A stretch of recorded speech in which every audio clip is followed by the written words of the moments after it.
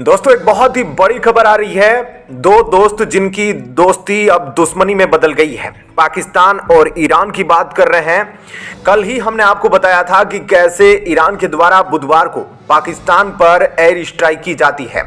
उसके आतंकवादी ठिकानों पर एयर स्ट्राइक करके उनको तबाह किया जाता है।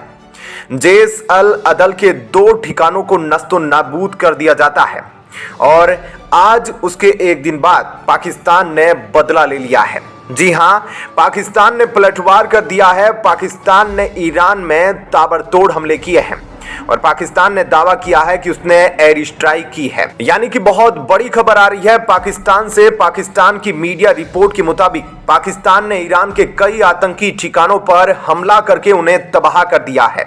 हालांकि इसमें हमले का समय और जिस जगह पर हमला किया गया है उसको लेकर कोई भी पुख्ता जानकारी अभी तक सामने नहीं आई है। पाकिस्तान की मीडिया ये बोल रही है कि ईरान में जो आतंकवादी संगठन है BLA, उसके ठिकानों पर निशाना बनाकर ये हमले किए गए हैं। बता दें कि ईरान या पाकिस्तान की ओर से अभी तक हमारे सामने किसी भी प्रकार की आधिकारिक पुष्टि नहीं हुई है। आपको बता दूं कि कल ईरान ने पाकिस्तान पर जब एयर स्ट्राइक की थी, पाकिस्तान में जैश अल अदल के ठिकानों को नस्तो नाबूद किया था। उसके बाद पाकिस्तान बौखला गया था।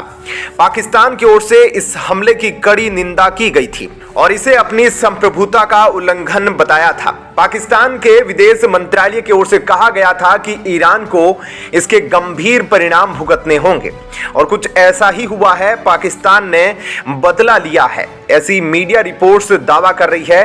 पाकिस्तान ने एयर स्ट्राइक की है, यानी 24 घंटे के अंदर अंदर पाकिस्तान के द्वारा ईरान पर यह हमले किए गए हैं।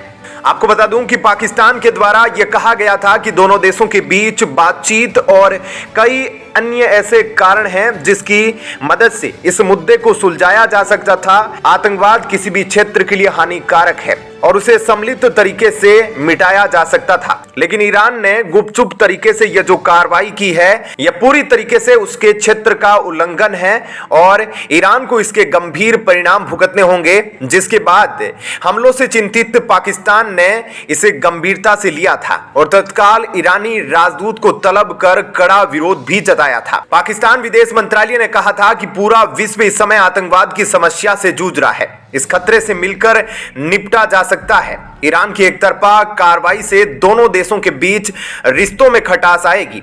मंत्रालय ने बयान जारी कर ईरान के इस कृत्य को उसके हवाई क्षेत्र का अकारण उल्लंघन भी बताया था। आपको बता दूं कि यह विवाद शुरू होता है जैश अल अदल के ईरान में घुसकर कई बार बड़ी वारदातों को अंजाम देने से।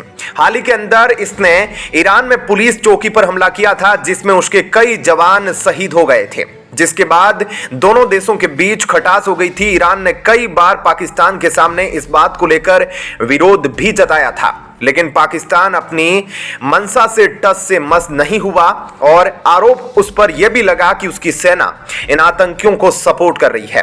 जिसके बाद ईरान ने भी इस एयर स्ट्राइक के बाद कहा था कि वो पाकिस्तान की मदद करना चाहता है। ईरान के विदेश मंत्रालय की ओर से भी यह बयान आया था। आपको बता दूं कि ईरान और पाकिस्तान के बीच विवाद का कारण यह भी है कि पाकिस्तान की 95% आबादी सुन्नी है और इससे जुड़े कई संगठन शिया बहुल ईरान का विरोध करते रहे हैं। बीते मंगलवार देर रात ईरान ने पाकिस्तान के बलूचिस्तान प्रांत में आतंकी संगठन जैश अल अदल के ठिकानों पर ड्रोन और मिसाइल हमले किए थे। इन हमलों में 2 बच्चों की मौत हो गई थी और 3 अन्य घायल हो गए।